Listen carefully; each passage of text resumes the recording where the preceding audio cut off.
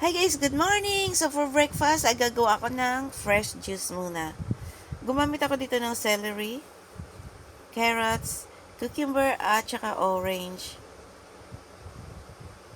Madali lang naman gumawa nitong juice guys, kaso lang, ang hirap dito ay maglinis nitong juicer mamaya. Napakagaling ng juicer na to guys. Tignan nyo naman yung pulp na lumalabas. Tuyong-tuyo talaga siya, piniga niya talaga ng husto, di ba? At ito namang orange, tinanggalan ko lang siya ng balat. At hiniwa ko na rin para magkasya siya doon sa juicer. Tinanggalan ko na rin siya ng konting buto kasi mapait ang buto eh. Ayan, tapos na. Isang jug yung nagawa kong juice. Hanggang gabi ko na itong iinumin. Ayan o. So, ngayon nilagay ko muna sa ref yung juice at gagawa naman ako ng garlic bread. Bali, gagamit ako dito ng garlic at saka butter. Ayan, garlic smasher yung ginamit ko para maganda yung pagka-smash ng garlic. Gamit din tayo dito guys ng fresh basil. Ayan, tignan mo. Hinugasan ko lang siya at ayan, iniwa ko ng maliliit na rin. Tapos ham.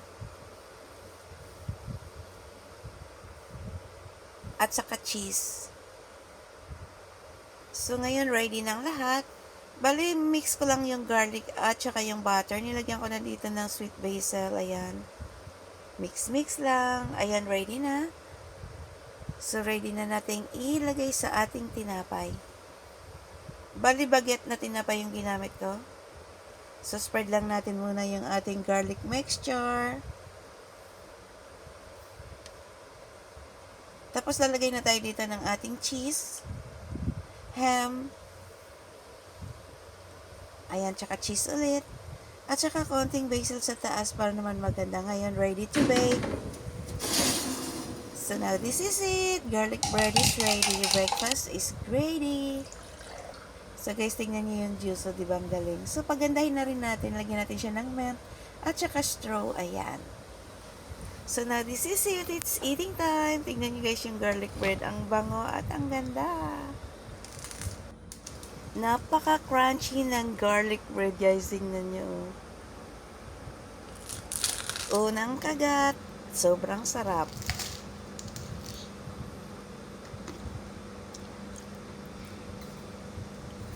Kain tayo. Guys, tingnan nyo. Ganda ng itsura, diba?